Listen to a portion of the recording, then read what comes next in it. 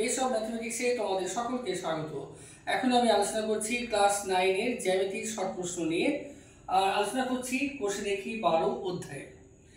এখানে একটি প্রশ্নে আছে এরকম যে এ বি সি ডি একটি সামান্তরিক এবং এই সামান্তরিকের ভিতরে ও যে কোনো একটি বিন্দু।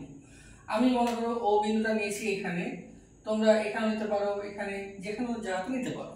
মানে বলা হয়েছে যে সামান্তরিকের ভিতরে যে কোনো জায়গাতে ও একটি বিন্দু। তারপর বলা হয়েছে যে ত্রিভুজ এওবি এবং ত্রিভুজ সিওবির ক্ষেত্রফল 16 বর্গ সেমি। তাহলে এখন ত্রিভুজ এওবি কিভাবে পাবো? তাহলে এর সঙ্গে ও, ওর সঙ্গে বি, তাহলে এওবি ত্রিভুজ পেলাম, আর ওর সঙ্গে সি এবং ওর সঙ্গে ডি যোগ করে এরকম সি ও ডি ত্রিভুজ পেলাম। এখন অঙ্কে বলা হয়েছে এই ত্রিভুজের ক্ষেত্রফল এবং এই ত্রিভুজের ক্ষেত্রফলের সমষ্টি 16 বর্গ সেমি। এখন তোমাদের এই সম্বন্ধে একটা এক্সট্রা জ্যামিতি আছে।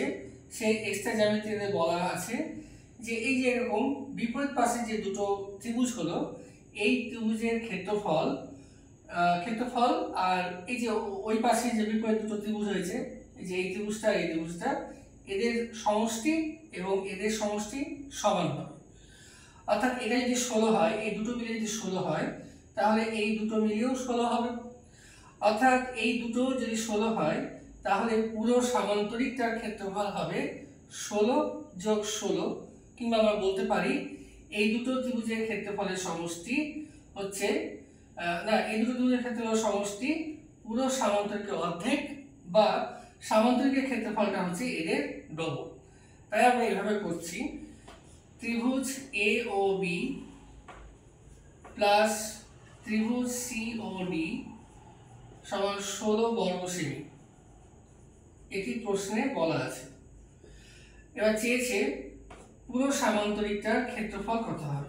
তাহলে এ বি সি ডি সামান্তরিকের ক্ষেত্রফল হবে 16 ডবল হবে, তাহলে 16 গুণ 2 অর্থাৎ 32 বর্গ সেমি। তাহলে তোমরা এক্সট্রা জ্যামিতি যেগুলো আছে, যেগুলো মেন এটা এই সেই এক্সট্রা উপপাদ্যগুলো সূত্রগত করে মুখস্থ করতে হবে। তাহলে এটি এক্সট্রা উপপাদ্যের সূত্রের সাহায্যে অঙ্কটি হবে। তো এরকমই আরও কিছু অঙ্ক আছে জ্যামিতিক শর্ট প্রশ্ন এই কোষে দেখি 12তে, সেগুলো আগামী পর্বে আলোচনা করব। তোমরা থাকো, থ্যাংক ইউ।